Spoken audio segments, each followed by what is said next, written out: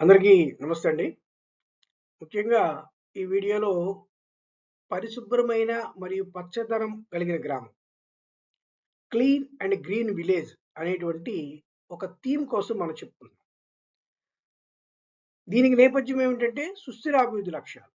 2030 నాటికి మనం ప్రపంచంలో భాగంగా మన భారతదేశం కూడా 17 సస్టైనబుల్ డెవలప్‌మెంట్ గోల్స్‌ని మనం సాధించాల్సి ఉంది కాబట్టి, వాటి నేపథ్యంలో మన భారతదేశం ఈ సుస్థిరాభివృద్ధి లక్ష్యాలను 2030 నాటికి సాధించడం కొరకు భారతదేశం యొక్క అమలులో భాగంగా థీమాటికల్ అప్రోచ్ అనేటువంటి ఒక అప్రోచ్ తీసుకుంది. దాంట్లో భాగంగా మనందరికీ తెలుసు ఈ 17 గోల్స్‌ని కూడా మనం 9 థీముల కింద మార్చుకుంటూ ఈ సుస్థిరాభివృద్ధి లక్ష్యాల సాధనలో ముందుకెళ్తున్నాం. అందులో భాగంగా ఈరోజు చెప్పుకుంటున్నది ఏంటంటే ఐదవ థీమ్ నెంబర్ 5 అయినటువంటి క్లీన్ అండ్ గ్రీన్ విలేజ్. అసలు క్లీన్ అండ్ గ్రీన్ విలేజ్‌ని మనం సాధించాలి అంటే ఏ విధంగా ముందుకెళ్ళాలి అనేది ఈ యొక్క థీమ్‌లో ఉన్నటువంటి ముఖ్యమైనటువంటి అంశం. సరే, మనకు తెలుసు 17 సుస్థిరాభివృద్ధి లక్ష్యాలు అనేవి 17 అంశాలకు సంబంధించినవి ఉన్నాయి. వీటిల్లో మనకి no poverty, zero hunger, good health and well being, quality education, gender equality, clean water and sanitation, affordable and clean energy, decent work and economic growth, industry innovation and infrastructure, reduced inequalities, sustainable cities and communities, responsible consumption and production, climate action, life below water, life on land, peace, justice, and social institutions, partnerships of the institutions. So ఇటువంటి 17 goals అనేవి ప్రపంచం మొత్తం ఉన్నాయి. భారతదేశం కూడా అమలు చేస్తుంది. అయితే వీటిని మనం ఇందాకే చెప్పుకున్నట్టు కొన్ని థీములుగా అమలు చేసుకుంటూ ఉంటున్నాం కాబట్టి ఆ థీముల్లో భాగంగా మనం ఈ యొక్క థీమ్ నెంబర్ 5 అనేది సాధించాలి. ఉదాహరణకి పంచాయతీల్లో, గ్రామ పంచాయతీలో మేము థీమ్ నెంబర్ 5 ద్వారా ఒక క్లీన్ అండ్ గ్రీన్ విలేజ్ సాధించాలి అంటే మనం ఏం చేయాలి అనేది ఇక్కడ ప్రధానమైన అంశం.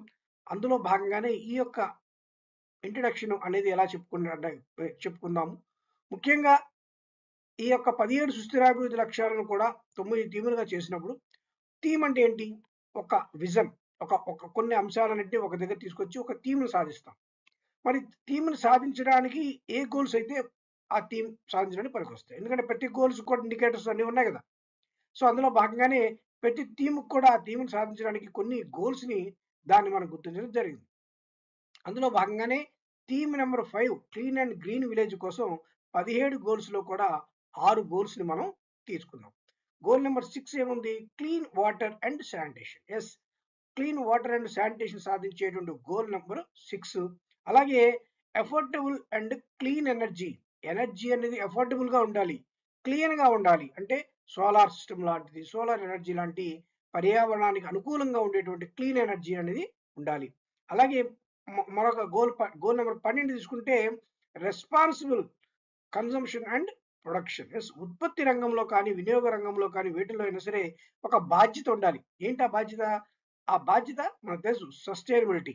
సస్టైనబిలిటీ అంటే మనకి సరిపడినంత వరకు వాడుకొని రాబోయే తరాలకు కూడా మిగులుస్తూ అటువంటి రెస్పాన్సిబిలిటీని మనం పాటించడం. ఇక్కడ కన్జంప్షన్ అండ్ ప్రొడక్షన్‌లో కూడా మనం దాన్నే పాటించాల్సి ఉంటుందన్నమాట. అలాగే క్లైమేట్ యాక్షన్ మనకు తెలుసు. పర్యావరణపరమైనటువంటి యాక్షన్ ప్లాను. దాన్ని ఎలా తీసుకురావాలి? ఇది 2 అంశాల్లో ఉంది మళ్ళీ. వాటర్‌లో నీరుకి ఇప్పుడు భూమి ఉందంటే భూమి మొత్తం నీరు ఉంది, భూభాగం ఉంది, ల్యాండ్ ఉంది. సో, ఈ రెండిటికి సంబంధించినటువంటి అంశాలకు సంబంధించిన జీవన విధానాలను కూడా ఏ విధంగా మనం ప్రభావితం చేస్తామంటూ ఉన్నటువంటి ఈ 6 గోల్స్‌ని తీసుకొని మనం ఈ యొక్క థీమ్ నంబర్ 5ని ఇంప్లిమెంట్ చేయడానికి ముందుకు వెళ్తున్నాం. సరే, ఇలా వెళ్తుండంలో భాగంగా ఒక యూనివర్సల్ గోల్స్ లాంటివి కొన్ని మనకుంటాయి. అంటే ఒక పెద్ద గోల్ పెట్టుకుంటాం. ఆల్రెడీ మనకు సస్టైనబుల్ డెవలప్‌మెంట్ గోల్స్ ఉన్నాయి. ఆ గోల్స్ 2030 నాటికి మనం సాధించాలంటే కొన్ని లక్ష్యాలు పెట్టుకోవాలి. కొన్ని టార్గెట్స్ పెట్టుకోవాలి. సో, అందులో భాగంగా ఇందులో 3 టార్గెట్స్ ఉన్నాయి. ఒకటి శుభ్రత, రెండవది పచ్చదనం, మూడోది స్థిరత్వం. జనరల్‌గా థీమ్ నంబర్ 5 అనగానే క్లీన్ అండ్ గ్రీన్ విలేజ్ అనగానే శానిటేషన్ ఒకటే అంటారు. కానీ కాదు. శానిటేషన్‌తో పాటు పర్యావరణ వ్యవస్థను మనం కాపాడుకోవాలి. అలాగే ఎఫోర్డబుల్‌గా ఉండేటువంటి కన్జంప్షన్‌ని, ప్రొడక్షన్స్ కూడా మనం కాపాడుకోవాలి. ఇవన్నీ చేయాలంటే మనకి ఏమేమి ఉండాలి? ముందుగా శుభ్రత ఉండాలి. శుభ్రత అంటే ఎందులో పాటిస్తాం? సురక్షితమైన తాగునీరు అందించడం ద్వారా, పారిశుధ్య సేవల్ని అందుబాటులో ఉంచడం ద్వారా, అలాగే పచ్చదనాన్ని కూడా మనం సాధించుకోవాలి. కాలుష్యం లేని పర్యావరణం ఉండాలి. పునరుత్పాదక వనరుల వినియోగంలో తీసుకురావాలి. అలాగే మూడోది స్థిరత్వం ఉండాలి. ఈ శుభ్రతని, ఈ పచ్చదనాన్ని సాధించడమే కాదు, ఈ రెండిటికి కూడా స్థిరత్వం ఉండాలి. ఎటువంటి స్థిరత్వం ఉండాలి? విపత్తుల్ని తట్టుకోగలిగేటువంటి సమాజం ఉండేలాగా, ఆ సమాజం ద్వారా ఈ పచ్చదనము, శుభ్రత పరిరక్షించబడే విధంగా ఒక సురక్షితమైనటువంటి వ్యవస్థని మనం ఏర్పాటు చేసుకుంటూ, సుస్థిరమైనటువంటి అంటే శాశ్వతంగా ఉండేటువంటి శుభ్రత, పరిశుభ్రత, పచ్చదనాన్ని మనం కాపాడుకునే విధంగా ఈ యొక్క థీమ్‌ని మనం సాధించాల్సి ఉంటుందన్నమాట. సో, అలా సాధించాల్సినప్పుడు మనకి ఏమేమి ఉన్నాయి పాయింట్లు? ఒకటి పరిశుభ్రత, 2 పర్యావరణం. సో, పరిశుభ్రత అనేది ఈ రోజున మనం అనేక అంశాల ద్వారా సాధిస్తున్నాం. పరిశుభ్రత అంటే కేవలం రోడ్డు క్లీన్ చేసేసాము, డ్రైన్స్ క్లీన్ చేసేసాము. ఇవే కాదు. ఎందుకంటే పెరుగుతున్న జనాభా ఇయన్నీ అవసరాల దృష్ట్యా ఒక ఒక వ్యవస్థను మనం శుభ్రం చేస్తే, ఆ శుభ్రం చేయడం ద్వారా అనేక వ్యర్థాలొస్తున్నాయి. ఆ వ్యర్థాలు మళ్ళా పారిశు పారిశుభ్ర పారిశు పరిశుభ్రతని పాడు చేసే విధంగా పనిచేస్తున్నాయి. సో, అటువంటి సందర్భాల్లో మనం ఖచ్చితంగా పరిశుభ్రతను చేస్తూనే, పరిశుభ్రతను పాటిస్తూనే, పరిశుభ్రతకు కావాల్సినటువంటి శానిటేషన్ పనులు చేస్తూనే, వాటి ద్వారా వచ్చిన వ్యర్థాలను కూడా ఎప్పటికప్పుడు రీసైక్లింగ్ చేస్తూ, తిరిగి వాటిని వేరే విధంగా ఉపయోగించుకోకపోతే, మనం ఎంత శానిటేషన్ చేసినా కూడా ఖచ్చితంగా ఫలితాన్ని చూపించలేం. ఉదాహరణకి మనం లెగసీ డంప్ ఉంటుంది రోడ్డు మీద. ఆ లెగసీ డంప్ ఉన్నప్పుడు ఏమవుతుంది? మనం నిజంగే నిన్న మార్నింగ్ చేసేసాం. మళ్ళీ నైట్‌కి ఎవరో కొంతమంది ఏసేసారు. తెల్లవారితే మార్నింగ్ వచ్చేసరికి పరిస్థితి ఏమైంది? లెగసీ డంప్ అలాగే ఉంది. అంటే మనం అక్కడ శానిటేషన్ పని చెయ్యలేదు అని రిపోర్ట్ వస్తుంది. కానీ ఆల్రెడీ చేశాము. కానీ మళ్ళీ అక్కడ జనం వేసేసారు. మళ్ళీ మరుసటి రోజుకి అది రిపోర్ట్ కింద తయారైపోతుంది. సో, ఇదెందుకొస్తుందంటే, ఏదైతే ప్రజలు వాటిని మళ్ళీ అది చేస్తున్నారో, అది చెయ్యకుండా దాన్ని ఎక్కడికక్కడ ఒక సాగ్రిగేషన్ పాయింట్‌లాగా, ఒక నిర్మూలన పాయింట్‌లాగా, అలాగే రీసైక్లింగ్ పాయింట్‌లాగా వాటిని మన ప్రజలకు అవగాహన కల్పించగలిగితే ఖచ్చితంగా ఇక్కడ మనం పూర్తి స్థాయిలో శానిటేషన్ చేసే విధంగా ముందుకెళ్ళగలుగుతాం. సో, అలా వెళ్ళగలగడానికి కారణమైనటువంటి అనేక అంశాలు ప్రభుత్వాలు మన ముందుకు తీసుకొచ్చినాయి. వాటిలో 3 రకాల మేనేజ్‌మెంట్ వ్యవస్థలున్నాయి. ఒకటి ఎస్‌డబ్ల్యూఎం సాలిడ్ వేస్ట్ మేనేజ్‌మెంట్ ఘన వ్యర్థాలు. అంటే మనకి చూస్తున్నాం ఘన వ్యర్థాలు అంటే వ్యర్థాలను మనం 2 రకాలు తీసుకోవచ్చు. ద్రవ రూపంలో ఉంటాయి, ఘన రూపంలో ఉంటాయి. సో, ఘన రూపంలో ఉండేటువంటి అనేక రకాలున్నాయి. తడి చెత్త, పొడి చెత్త ఇలాగ రకరకాలు ఉంటాయి. ఈ యొక్క ఘన రూపంలో ఉన్నటువంటి వ్యర్థాలన్నిటిని కూడా మనం సేకరిస్తూ ఉంటాం. సేకరించడం కూడా ఇప్పుడు క్షేత్రస్థాయిలో సోర్స్ ఎక్కడైతే తయారవుతుందో అక్కడే సాగ్రిగేషన్ జరగాలి. అంటే ఇంట్లో చెత్త తయారవుతుంది. తడి చెత్త, పొడి చెత్త. రెండిటిని ఆ ఇంట్లోనే దానికి విడగొట్టి మనకి అందజేయాల్సుంటుంది. ఇవన్నీ కూడా ఇప్పుడు ప్రభుత్వం ఉన్నటువంటి గైడ్‌లైన్స్ ద్వారా ఖచ్చితంగా వీటిని అమలు చేస్తున్నారు. ఆ విధంగా సాలిడ్ వేస్ట్ మేనేజ్‌మెంట్ వ్యవస్థ ద్వారా ఈ ఈ యొక్క చెత్తని తీసుకొని వచ్చి పొడి చెత్త, తడి చెత్త ద్వారా వాటిని ప్రాసెసింగ్ చేస్తూ, తడి చెత్త ద్వారా వర్మీ కంపోస్ట్ తయారు చేయడం, పొడి చెత్తని పూర్తి స్థాయిలో వాటిని రీసైక్లింగ్ చేసి అమ్మడం ద్వారా కొంత ఆదాయాన్ని సేకరించడం. ఈ రకంగా అనేక విషయాల్లో ప్రభుత్వాలు ఇనిషియేటివ్ తీసుకుంటున్నాయి. ఉదాహరణకి పొడి చెత్త ఉంది. పొడి చెత్తలో ఉండేటువంటి కొన్ని అనేక రకాల విషయాలున్నాయి. వాటిలో ప్లాస్టిక్ వ్యర్థాలున్నాయి. ప్లాస్టిక్ వేస్ట్ మేనేజ్‌మెంట్ యూనిట్ల కింద ఇప్పుడు అనేక చోట్ల ప్రభుత్వం ప్రవేశపెడుతుంది. అలాగే స్వర్ణరథం అనేటువంటి ఒక దాని ద్వారా ఇంట్లో ఉండేటువంటి వ్యర్థాలని ప్రజలు చాలా అద్భుతమైన కాన్సెప్ట్ ఇది. ఎందుకంటే ఇంట్లో ఉండేటువంటి వ్యర్థాలని ప్రజలు ఇంతకుముందు మాకు సంబంధం లేదని ఎక్కడ పడితే అక్కడ పారేసిన సందర్భాలున్నాయి. ప పనికిరాని బాటిల్స్ ఇవన్నీ కూడా విచ్చలవిడిగా పారేసిన సందర్భాలున్నాయి. కానీ ఈరోజు ఏమవుతుంది, స్వర్ణరథం పేరిట ఒక వెహికల్ వస్తుంది. ఆ వెహికల్‌లో ఖచ్చితంగా అనేక రకాల సామాన్లు, కిరాణా సామాన్లు కావచ్చు, మన తినుబండారాలు కావచ్చు, అనేక రకాల సామాన్లు, పుస్తకాలు, పెన్నులు, అనేక రకాల మనకు అవసరమైన సామాన్లన్నీ వస్తూ ఉంటాయి. మనం ఇంట్లో ఉన్నటువంటి ఖాళీ వేస్ట్ బాటిల్స్ ఇలాంటివన్నీ కూడా దాచి చక్కగా దానికి గనక ఇచ్చేస్తే అక్కడే వాళ్ళు వెయిట్ చేసుకుంటారు. ఆ వెయిట్ ద్వారా ఎంతుందో చూసుకుంటున్నారు. ఆ వెయిట్‌కి డబ్బులు అమౌంట్ ఎంత వస్తుందో చూస్తున్నారు. ఆ విలువకు తగ్గట్టుగా సామాన్లు మనం అక్కడే తీసుకునే విధంగా చేస్తున్నారు. సో, ఈ ఈ కాన్సెప్ట్ గనక అద్భుతంగా సక్సెస్ అయితే ప్రజలు ఆటోమేటిక్‌గా ఏముంటారు? ఇంట్లో ఉన్నటువంటి పొడి చెత్త వేస్టేజ్ అంతా కూడా వాళ్ళు డబ్బు రూపంలో లెక్కేసుకుంటారు. అసలు నిజంగా తెచ్చి బయట చెత్త వేయరాళ్ళు. పొడి చెత్త తడి చెత్త తప్పనిసరిగా అందిస్తారు. కానీ పొడి చెత్త అసలు చాలా వరకు వేస్ట్‌గా బయట పారేయరు. ఎక్కడ పడితే అక్కడ పడేయడం అనేది చాలా వరకు తగ్గిపోద్ది. ఎందుకంటే రేపు వెహికల్ వస్తుంది. వాళ్ళ ఇంటి ముందుకే వస్తారు. వాళ్ళకిచ్చి మనం ఏదో ఒక వస్తువు కొనుక్కోవచ్చు కదా! అంటే ఇంటిలో ఇప్పుడు ఉన్నటువంటి తయారవుతున్నటువంటి పొడి చెత్త, బాటిల్స్ కానివ్వండి, ఇటువంటివన్నీ కూడా ఈరోజు ప్రజలందరూ కూడా ఒక ఆదాయంగా, సంపదగా చూసేటువంటి పరిస్థితిని ఈ స్వర్ణరథం అనే కాన్సెప్ట్ ద్వారా క్రియేట్ చేశారు. ఇది చాలా అద్భుతమైన కాన్సెప్ట్. సో, దీన్ని మన ప్రజల్లోకి బాగా తీసుకెళ్ళగలగాలి. క్లీన్ అండ్ గ్రీన్ విలేజ్ సాధించాలంటే ఇవన్నీ కూడా ప్రజల్లో అవగాహన కలిగించాలి ఖచ్చితంగా మనం.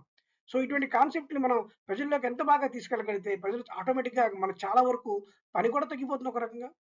ప్రజలు ఎప్పుడైతే వారి దగ్గర ఉన్నటువంటి చెత్త ఒక సంపద అని వాళ్ళకి అర్థమైందంటే ఆటోమేటిక్‌గా కొన్ని కొన్ని రాష్ట్రాల్లో తడి చెత్త కూడా ఏ ఇంటికి ఆ ఇంట్లోనే వర్మీ కంపోస్ట్ చేసుకునేటువంటి వాటిని కూడా వాళ్ళు అలవాటు పడ్డారు. సో, అటువంటి ఒక గొప్ప కాన్సెప్ట్‌ని మనం ఇక్కడ అర్థం చేసుకుంటూ ప్రజలకు బాగా తెలియజేయాల్సిన అవసరం ఉంది. అప్పుడు మన క్లీన్ అండ్ గ్రీన్ విలేజ్‌ని ఆటోమేటిక్‌గా ప్రజల ఇనిషియేటివ్ తోటే మనం సాధించడానికి అవకాశం ఏర్పడుతుందన్నమాట. అలాగే లిక్విడ్ వేస్ట్ మేనేజ్‌మెంట్ ఉంది. అంటే మనకు సంబంధించిన మలానికి సంబంధించి, వంటగదికి సంబంధించింది వేస్ట్ వాటర్ ఉంటుంది. ఈ వేస్ట్ వాటర్ అంతా కూడా మళ్ళా దాన్ని రీప్రాసెసింగ్ చేసి, దాని ద్వారా అనేక విషయాల్లో దీన్ని ఉపయోగించుకునేలాగా ఆ ట్యాంకర్ నుంచి వచ్చే వ్యర్థాలుంటాయి, మురుగునీరు నుంచి వచ్చే వ్యర్థాలుంటాయి. వీటన్నిటి కూడా ఖచ్చితంగా ఈ అన్నిటి కూడా ఒక రీసైక్లింగ్ ఏర్పాటు చేసి దానికి తగ్గట్టుగా వ్యవసాయానికి వాటికి వెళ్ళే విధంగా, రకరకాల వాటికి వెళ్ళే విధంగా ఈ వేస్ట్ వాటర్‌ని రీసైక్లింగ్ చేసే వాటిని శుద్ధి చేసి చేయడం, కొంతవరకు సముద్రంలో పంపించడం. ఈ టోటల్ ప్రాసెస్ అంతటి ద్వారా చక్కగా ఈ యొక్క లిక్విడ్ వేస్ట్ మేనేజ్మెంట్ సిస్టమ్ ద్వారా మనం పారిశుధ్యాన్ని పూర్తి స్థాయిలో నిర్మూలించుకోవచ్చు.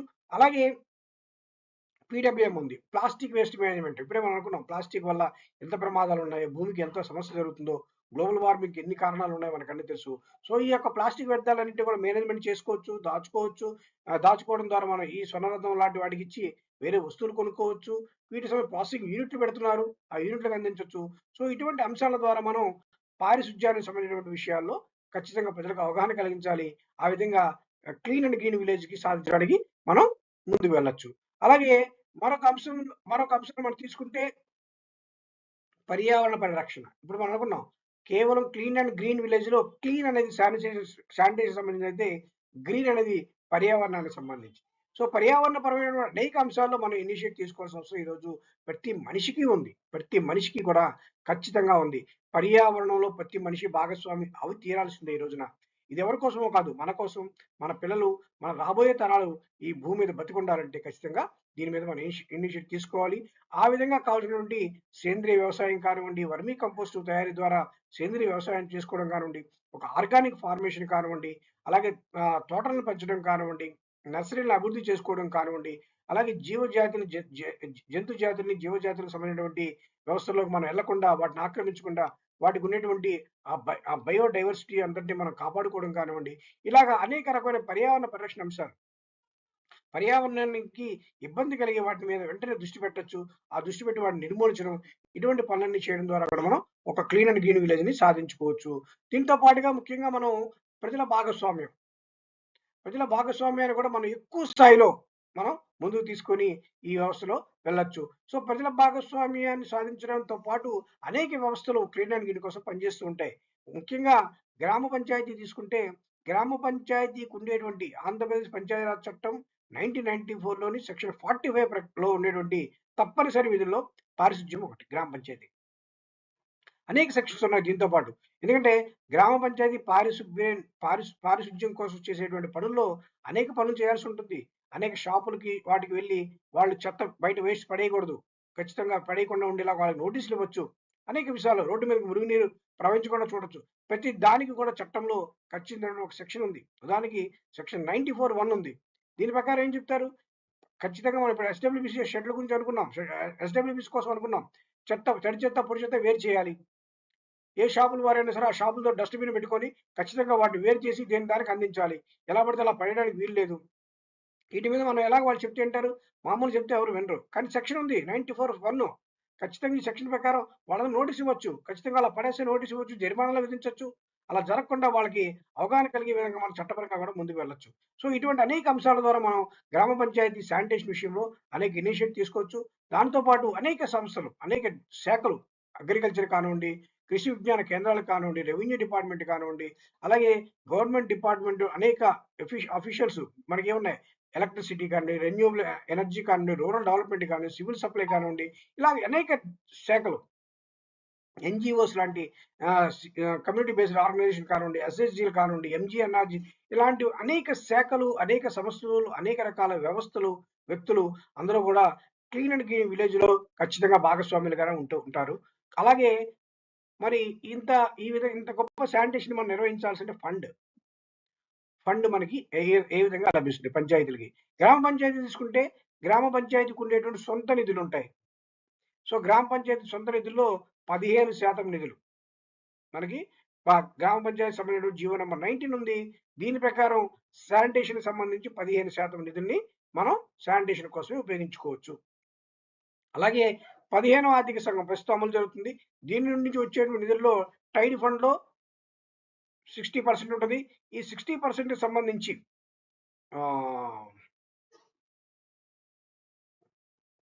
టైడ్ ఫండ్ లో 60% లో సగం మనం పారిశుధ్యానికి ఉపయోగించుకోవచ్చు. అలాగే స్వచ్ఛ భారత్ నిధులు, స్వచ్ఛ భారత్ మిషన్ ఉంది, దాని స్వచ్ఛ భారత్ మిషన్ గ్రామీణ ఉంది, దాని సంబంధించిన ఫండ్ ఉంటాయి. అలాగే ఇప్పుడు మనకి స్వచ్ఛాంధ్ర స్వర్ణాంధ్ర తరఫున మనకి ఆంధ్రప్రదేశ్లో కూడా సాసా కార్యక్రమం ఉంది. అలాగే స్వచ్ఛాంధ్ర మిషన్ కార్పొరేషన్ మిషన్ ఉంది. అలాగే ఉపాధి హామీ నిధులు నుంచి కొన్ని పనులు చేసుకోవచ్చు. ఎన్ఆర్హెచ్ఎం నిధులు ఉన్నాయి. ఈ నిధులన్నిటి నుంచి కూడా మనం పారిశుధ్యానికి ఉపయోగించుకోవచ్చు. సో ఇక్కడ ఇందా నేను అన్నట్టు జీవో నెంబర్ 19 లో 15% పారిశుధ్యానికి ఉపయోగించుకోవచ్చు. అలాగే సిబ్బంది జీతభత్యాల్లో 30 నుంచి 50% వరకు మనం ఉపయోగించుకోవచ్చు. వీటి శానిటేషన్ పనులు చేసే సిబ్బంది కోసం కూడా మనం వాడుకోవచ్చు. సో అలాగే 15వ ఆర్థిక సంఘంలో ఆల్రెడీ మనం చెప్పుకున్నాము. ఈ విధంగా కూడా మనం 15వ ఆర్థిక సంఘం నిధులు మనం వాడుకోవచ్చు.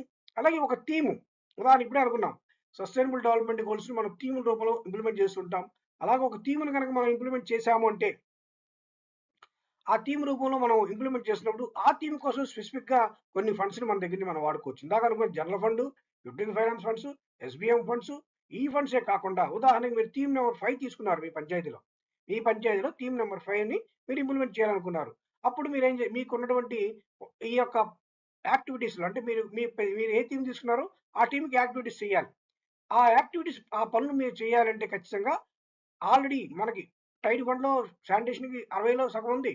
అది కాకుండా అన్టైడ్ ఫండ్ లో 25% ఫండ్ ని మళ్ళా మీరు ఖచ్చితంగా శానిటేషన్ కోసం ఉపయోగించుకోవచ్చు. అంటే ఇందాక చెప్పుకున్న జనరల్ ఫండ్, యూటిలిటీ ఫైనాన్స్ లో ఉండేటువంటి టైడ్ ఫండే కాకుండా ఎస్బిఎం, ఎన్ఆర్జీసీ, ఎన్ఆర్హెచ్ఎం ఇవన్నీ కాకుండా మీరు స్పెసిఫిక్ గా థీమ్ నెంబర్ 5 కనుక తీసుకుంటే దానికోసం అన్టైడ్ ఫండ్ లో 25% ఫండ్ను కూడా మీరు ఈ థీమాటికల్ అప్రోచ్ లో భాగంగా శానిటేషన్ కోసం ఉపయోగించుకోవచ్చు. అలాగే కేంద్ర రాష్ట్ర ప్రభుత్వాల నుంచి అనేక రకాల పథకాలు ఉన్నాయి. ఈ అనేక రకాల పథకాలు ఆ యొక్క వాటి ద్వారా మనం ఖచ్చితంగా అనేక నిధుల్ని శానిటేషన్ కోసం, క్లీన్ అండ్ గ్రీన్ విలేజ్ కోసం మొక్కలు నాటొచ్చు, నర్సరీలు పెంచుకోవచ్చు. ఇటువంటి వాటి కోసం కూడా మనం చేసుకోవచ్చు. అలాగే మనకి నేషనల్ లెవెల్ ఎన్పిఏ అంటారు, నేషనల్ పంచాయతీ అవార్డ్స్ కూడా ఇవ్వడం జరుగుతుంటుంది. ఇటీవల అనకాపల్లి జిల్లాకి 2 అవార్డులు కూడా వచ్చినాయి. అనేక జిల్లాలకి అవార్డ్స్ కూడా వస్తున్నాయి. ఈ యొక్క నేషనల్ పంచాయతీ అవార్డ్స్ ద్వారా గ్రామ పంచాయతీకి ₹1,00,00,000 ఆదాయం వస్తుంది. అవార్డు డబ్బుల కింద వస్తాయి. సో ఎప్పుడైతే ఈ ₹1,00,00,000 కూడా మనం చక్కగా ఉపయోగించుకొని, అంటే ఒక మంచి థీమ్ ద్వారా, ఉదాహరణకు క్లీన్ అండ్ గ్రీన్ విలేజ్ మనం సాధించడం ద్వారా ₹1,00,00,000 ఫండ్ వచ్చింది అనుకోండి. ఆ ₹1,00,00,000 ఫండ్‌కి చక్కటి గైడ్ లైన్స్ ఉన్నాయి. ఈ గైడ్ లైన్స్ ఆధారంగా మనం ఈ ఫండ్ ను కూడా గ్రామ పంచాయతీ అభివృద్ధికి ఒక క్లీన్ అండ్ గ్రీన్ లాంటి ఒక మంచి థీమ్‌ని సాధించడానికి కూడా మనం ఉపయోగించుకోవచ్చు. సో ఈ మొత్తం ఫండ్స్ ఎలకేషన్స్ కానివ్వండి, టీమ్ ఎలకేషన్స్ కానివ్వండి, ఇవన్నీ కూడా మనం ఖచ్చితంగా ఒక ప్లాన్ రూపంలో చేసుకునే అవకాశం మనకి జీపీడీపీ ఇస్తుందన్నమాట, గ్రామ పంచాయతీ డెవలప్మెంట్ ప్లాన్. సో ఈ జీపీడీపీ ప్లాన్ ద్వారా మనం ఈ యొక్క థీమ్‌ని, క్లీన్ అండ్ గ్రీన్ థీమ్‌ని తీసుకొని, ఈ క్లీన్ అండ్ గ్రీన్ థీమ్ ద్వారా మనం సంకల్ప్ అంటూ ఒకటి చేసుకుంటాము. ఆ సంకల్ప్ చేసుకోవడం ద్వారా జీపీడీపీ ప్లాన్ లో ఈ యొక్క థీమ్ నెంబర్ 5 మనం చేసుకోవాలనేటప్పుడు పంచాయతీ అడ్వాన్స్మెంట్ ఇండెక్స్ అనేది ఒకటి ఉంది, పిఐ. ఇప్పుడు 2.0 వెర్షన్ ఉంది. ఈ పిఐ ద్వారా మనం గ్రామ పంచాయతీకి సంబంధించి థీమ్ నెంబర్ 5 తీసుకుంటే ఖచ్చితంగా దానికి కొన్ని ఇండికేటర్స్ ఉన్నాయి. ఆ ఇండికేటర్స్ రూపంలో మనం ఈ పిఐ స్కోరింగ్ లో ముందుకెళ్ళగలిగితే ఒక మంచి క్లీన్ అండ్ గ్రీన్ విలేజ్ మనం సాధించుకోవచ్చు. సో అలా సాధించుకోవాలంటే థీమ్ నెంబర్ 5కి సంబంధించి పిఐలో ఏమున్నాయి? 11 ఇండికేటర్స్ ఉన్నాయి. గతంలో 33 ఉండేవి, అంటే 1/3 వంతు తగ్గింది. సో ఈ 11 ఇండికేటర్స్ మనం ఖచ్చితంగా సాధించుకోగలిగితే మంచి స్కోర్ చేస్తాము. క్లీన్ అండ్ గ్రీన్ విలేజ్ ఒక కేంద్ర ప్రభుత్వం నుంచి ఒక అవార్డు తీసుకుంటాము. అలాగే క్లీన్ అండ్ గ్రీన్ విలేజ్ సాధించడం ద్వారా ప్రజలకి ఆరోగ్యాన్ని ఇస్తాము. ఒక అద్భుతమైనటువంటి విజన్ ని మనం ప్రజల ముందు మోడల్ రూపంలో ముందుంచడానికి అవకాశం కూడా ఏర్పడుతుంది అనమాట. సో అలా ఏర్పడడానికి ఒక క్లీన్ అండ్ గ్రీన్ విలేజ్ ని ఏర్పాటు చేసుకోవడానికి మనం చేయాల్సినటువంటి 11 ఇండికేటర్స్ ఏంటి ఒకసారి చూద్దాం. సో ఈ 11 ఇండికేటర్స్ లో ఒకటేంటి? గ్రామ పంచాయతీ పబ్లిక్ ప్రదేశాలను క్రమంగా శుభ్రం చేసేందుకు ఏవైనా చర్యలు ప్రారంభించిందా? ఎస్, గ్రామ పంచాయతీలో అసలు పబ్లిక్ ప్రదేశాలు ఎన్ని ఉన్నాయి ముందు ఐడెంటిఫై చేసాం. ఒక 4 ఉన్నాయి. ఈ 4 ప్రదేశాలు ఫస్ట్ మనం పెట్టుకుంటున్నాం. ఈ 4 ప్రదేశాలు మనం క్లీన్ చేసామా లేదా? యెస్. యాక్షన్ ప్లాన్ చేసుకుంటున్నాం. ఈ 4 ప్రదేశాలు ఇన్ని రోజులు క్లీన్ చేయబోతున్నాం. యాక్షన్ ప్లాన్ ముందు ఎలా ఉంది, తర్వాత ఎలా ఉందో ఫోటోలు తీసుకున్నాం. క్లీన్ చేసాం. జియో ట్యాగ్ ఫోటోలు తీసాం. అప్‌లోడ్ చేసాం. అంటే మనం అనుకున్నటువంటి టార్గెట్‌లో 4 ప్రదేశాలు మనం శుభ్రంగా చేసేసాం అనుకోగలిగినప్పుడు ఖచ్చితంగా ఇది మన స్కోరింగ్. సో, ఆ 4 ప్రదేశాలకు కావాల్సిన యాక్షన్ ప్లాన్ మనం తీసుకుంటాం. రెండోది పంచాయతీ ఓడీఎస్ ప్లస్‌గా ప్రకటించారా? ఓపెన్ డెఫికేషన్ ఫ్రీగా ప్రకటించారా లేదా? అదొకటి. అంటే ఇక్కడ మనం క్లీన్ అండ్ గ్రీన్ విలేజ్ సాధించడానికి ఓపెన్ డెఫికేషన్ విలేజ్‌గా ప్రకటించాల్సి ఉంది. మూడోది గ్రామ పంచాయతీ ఒకసారి మాత్రమే ఉపయోగించే సింగిల్ యూజ్ ప్లాస్టిక్‌ని నిషేధించిందా లేదా? గ్రామ పంచాయతీ ఖచ్చితంగా సింగిల్ యూజ్ ప్లాస్టిక్‌ని నిషేధిస్తే అది క్లీన్ అండ్ గ్రీన్ విలేజ్ కిందే లెక్క. 4 పంచాయతీలో నర్సరీలు ఉన్నాయా లేవా? నర్సరీలు అనేవి ఖచ్చితంగా పర్యావరణ పరిరక్షణలో ఒక భాగంగా అవి మనం గుర్తించాల్సి ఉంటుంది. కాబట్టి పంచాయతీ పరిధిలో ఉండేటువంటి నర్సరీల ద్వారా చక్కని పర్యావరణం కాపాడుకోవచ్చు. వాటిలో ఉండేటువంటి మంచి పంటల ద్వారా పౌష్టికాహారానికి సంబంధించిన పంటలు కూడా ఉంటాయి. అనేక రకాల విషయాల ద్వారా నర్సరీలు అనేవి పర్యావరణాన్ని దోహదపడుతూ క్లీన్ అండ్ గ్రీన్ విలేజ్‌లో భాగస్వామ్యం వహిస్తూ ఉంటాయి. అలాగే ఒకవేళ నర్సరీలు ఉంటే ఆ నర్సరీలను గ్రామ పంచాయతీ నిర్వహిస్తుందా లేదా? యెస్. నర్సరీలు అనేది ప్రైవేట్ వాళ్ళు నిర్వహించుకోవచ్చు వ్యాపారం కోసం. హార్టికల్చర్ డిపార్ట్మెంట్ పెట్టుకోవచ్చు. కానీ గ్రామ పంచాయతీయే ఒక నర్సరీని నిర్వహించడం అనేది చాలా గొప్ప విషయం. ఎందుకంటే ప్రజల యొక్క పరిపాలనలో భాగంగా ఇక్కడ గ్రామ పంచాయతీ నర్సరీ నిర్వహిస్తుందంటే ఏంటి? ప్రజలే నర్సరీ నిర్వహిస్తున్నారని. ప్రజలే పర్యావరణంలో భాగస్వాములయ్యారని. సో, ఒక నర్సరీ నిర్వహించడం ద్వారా గ్రామ పంచాయతీ ఒక చక్కటి పర్యావరణ వ్యవస్థకి పునాది వేసిందని అర్థంగా మనం ఈ అంశాన్ని భావించాలి. సో, అలాగే సూచించిన సంవత్సరంలో సహజ వనరుల నిర్వహణ కోసం మహాత్మా గాంధీ జాతీయ ఉపాధి హామీ పథకంని ఖర్చు చేసిన వ్యయం ఎంత? యెస్. ఇది చాలా కీలకం. చాలా వరకు గ్రామ పంచాయతీలకు ఈ విషయం మీద పెద్దగా అవగాహన ఉండట్లేదు. ఎంజీఎన్ఆర్‌జీఎస్ నుంచి మన గ్రామ పంచాయతీకి ఈ సంవత్సరం ఎంత ఖర్చు పెట్టారు? అలా ఖర్చు పెట్టిన వాటిలో సహజ వనరుల నిర్వహణ కోసం, నేచురల్ రిసోర్సెస్ నిర్వహణ కోసం ఎంత ఖర్చు పెట్టారు? అంటే మొక్కలు నాటడం కానివ్వండి, ఇలాంటివి ఉంటాయి. మామూలు బిల్డింగ్‌లు కట్టాలి ఇవన్నీ కాకుండా సహజ వనరుల నిర్వహణ కోసం ఎంజీనరేగాలో ఉపయోగించబడినటువంటి అమౌంట్ మన గ్రామ పంచాయతీలో ఉదాహరణకి గ్రామ పంచాయతీలో ఎంజీనరేగా ఒక రూ. 100 ఖర్చు పెట్టింది. అందులో నేచురల్ రిసోర్సెస్ కోసం, నేచురల్ రిసోర్స్ నిర్వహణ కోసం నర్సరీలు కారణం మొక్కలు నాటడం కానీ ఇలాంటి వాటి కోసం నేచురల్ రిసోర్స్ నిర్వహణ కోసం రూ. 100 ఎంత ఖర్చు పెట్టింది? రూ. 40 ఖర్చు పెట్టితే 40% మనం ఖర్చు పెట్టినట్టు. సో, ఈ 40% మన స్కోరింగ్. స్కోరింగ్ మాత్రమే కాదు. సహజ వనరులను కాపాడుకోవడం అనేది గ్రామ పంచాయతీ యొక్క క్లీన్ అండ్ గ్రీన్ విలేజ్‌లో చాలా కీలకమైన పాత్ర పోషిస్తుంది. సో, అది మనం ఖచ్చితంగా తెలుసుకోవాలి. సో, గ్రామ పంచాయతీలో ఉన్న గృహాలను నిర్మించినటువంటి వ్యక్తిగత మరుగుదొడ్ల శాతం. వ్యక్తిగత మరుగుదొడ్లు ఖచ్చితంగా ఎన్ని ఉన్నాయి? 100 ఇళ్లున్నాయి. 100 ఇళ్ళకి 100 వ్యక్తిగత మరుగుదొడ్లు ఉన్నాయి. యెస్. Very good. వండర్‌ఫుల్ మాట. సో, ఇటువంటి కాన్సెప్ట్ మనం తీసుకోవాలి ఖచ్చితంగా. క్లీన్ అండ్ గ్రీన్ విలేజ్ అంటే కేవలం విజిబిలిటీ పరంగా అందంగా ఉండడమే కాదు. యూజ్‌ఫుల్ ఆళ్ళు వాడుతున్నారు. వాడుకలో కూడా ఉండాలి. 100 ఇళ్ళకి 100 మరుగుదొడ్లు ఉండడం కూడా కాదు. 100 ఇళ్ళకి 100 మరుగుదొడ్లు, వ్యక్తిగతమైన మరుగుదొడ్లు ఉండాలి. వ్యక్తిగతమైన మరుగుదొడ్లు ఖచ్చితంగా వాళ్ళు వాడుకలో పెట్టుకుంటూ ఉండాలి. దీనివల్ల వాళ్ళు బయటికి రారు. మరుగు విషయాలు బయటికి రారు. బయటికి రాకపోవడం వల్ల ఓపెన్ డెఫికేషన్ ఉండదు. ఓపెన్ డెఫికేషన్ లేకపోవడం అనారోగ్యమైన సమస్యలుండవు. అనారోగ్య సమస్యలు లేకపోవడం వల్ల ఒక ఆరోగ్యకరమైనటువంటి గ్రామం ఏర్పడుతుంది. ఒక ఆరోగ్యకరమైన గ్రామం ఎప్పుడైతే ఏర్పడుతుందో అది ఖచ్చితంగా క్లీన్ అండ్ గ్రీన్ విలేజ్‌కి దారితీస్తుంది. అది ఈ పాయింట్‌ని మనం అర్థం చేసుకోవాల్సినటువంటి అంశం. అలాగే ఘన వ్యర్థాల నిర్వహణ ఏర్పాటున్న గ్రామాల శాతం. యెస్. ఎన్ని గ్రామాలకి ఘన వ్యర్థాల నిర్వహణ అయితే ఉందో ఆ పర్సెంటేజ్‌ని మనం ఖచ్చితంగా గుర్తించాల్సి ఉంటుంది.